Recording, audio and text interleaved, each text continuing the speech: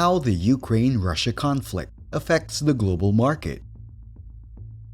While tensions between Russia and Ukraine have been increasing for years, the present military action in Ukraine is heightening the possibility of long-term conflict and generating concerns about the potential impact on financial markets and the global economy.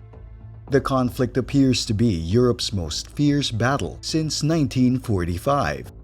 As residents fled, Russian forces carried extensive airstrikes, grabbed army bases, and pushed towards Kyiv. Moreover, the Western governments are taking moves to penalize Russia as Ukraine struggles for survival. They understand that by doing so, they risk exacerbating the conflict's economic impact. It actually seems that Russia's invasion of Ukraine could cause havoc to our global economy that is still reeling from the effects of the pandemic. Here's the basics, along with some insight that you might have overlooked. The energy markets are messed up. Around 35% of Europe's natural gas comes from Russia. They are distributed mainly via pipelines that run through Belarus and Poland to Germany. One of these export gas pipelines is Nord Stream 1, which runs from Russia to Europe across the Baltic Sea. Gas volumes from Russia to Europe decreased in 2020 when demand was restricted by lockdowns and did not fully recover when consumption soared, helping to drive prices to new highs. Germany has suggested it may block the new Nord Stream 2 gas pipeline from Russia as part of prospective penalties if Russia invades Ukraine. The pipeline is expected to enhance gas shipments to Europe, but it also emphasizes the continent's reliance on Moscow for energy. In the case of sanctions, analysts predict natural gas exports from Russia to Western Europe to be considerably cut through both Ukraine and Belarus, with gas prices potentially returning to Q4 levels. Oil markets may also be impacted by restrictions or disruptions. Ukrainian oil is transported to Slovakia, Hungary, and the Czech Republic.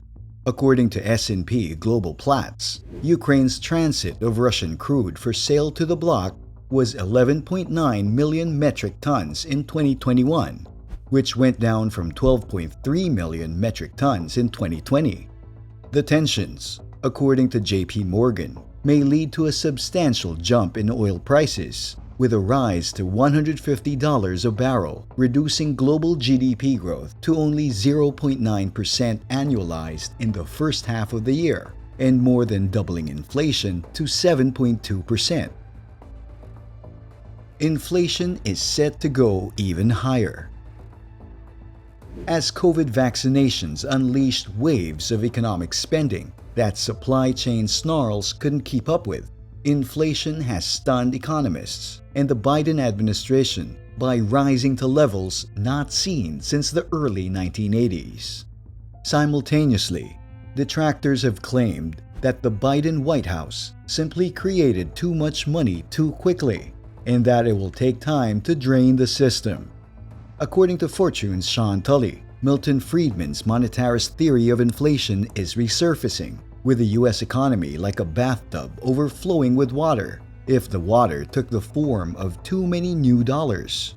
However, a large ground battle in Ukraine, however limited, will undoubtedly severely impede the supply chain. According to Oxford Economics Director of Global Macro Research Ben May, the war might kickstart an inflation peak at higher levels than we were imagining only a few days ago, quote-unquote. This means that oil, gas, food, and raw materials costs could rise even further than they are now. And if prices rise in response to rising worries of an unpredictable war, customers may choose to save their money rather than spend it, damaging the economy even further. Grains and wheat. Ukraine was previously regarded as the Soviet Union's breadbasket, and more recently as the breadbasket of Europe, implying that the Russian invasion will have an impact on global food costs, particularly for basics like flour and pasta, hitting the most disadvantaged countries the most. With the invasion in Ukraine progressing by the minute, and sanctions against Russia increasing, Ukraine's importance to the globe in terms of agriculture, as well as a variety of other industries, is becoming increasingly obvious. As a result, Russia has repeatedly wreaked havoc in Ukraine, from the Holodomor to the more recent takeover of Crimea in 2014, and now the full-fledged invasion. However, with global supply chains already insecure and many countries across the world relying on Ukraine's agricultural produce, the impact of Putin's decision will be far broader than many expect. Given the importance of bread in people's daily diets all around the world, a rise in wheat prices can have a tremendous knock-on effect. The invasion's human cost in Ukraine is already devastating, but the risk of further negative consequences owing to Ukraine's position in the global agriculture industry cannot be overlooked.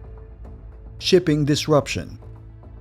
Since the emergence of the COVID-19 pandemic, the world has been dealing with a shipping and supply chain problem, which has been aggravated by the Russia-Ukraine conflict. This will continue to have an impact on shipping companies that rely on long-distance operations. The situation in Ukraine is expected to have an impact on China-EU commerce in the coming months, putting more hardship on European businesses that rely on Chinese goods. The Ukrainian military has banned commercial shipping at the port of Odessa, Ukraine's largest port, since the crisis began on February 24. Maersk, the second-largest container shipping firm in the world, has begun diverting goods to Egypt's Port Said and Turkey's port of Karfez. Foreign businessmen in Ukraine have already prepared themselves for the worst. Even before the horrific events of February 24, Ukraine's key sectors, particularly tourism, had already been affected by the fear of Russian invasion. The first month of 2022 saw a slowing of inbound and outbound travel flow, as European airlines such as Lufthansa, Austrian Airlines, and Swiss Air canceled flights with overnight stopovers in Borispil Airport in Kyiv, explained Helen Shapovalova of Pan-Ukraine, which is a Ukrainian tour operator. Based on Investment Monitor's interaction with numerous political risk consultancies, it appears that many international enterprises, both in the tourism sector and elsewhere, are considering the potential consequences of invasion and developing contingency plans. Even in January 2022, the status of Ukrainian and Russian credit default swaps had been a clear indicator of how concerned investors have been and continue to be.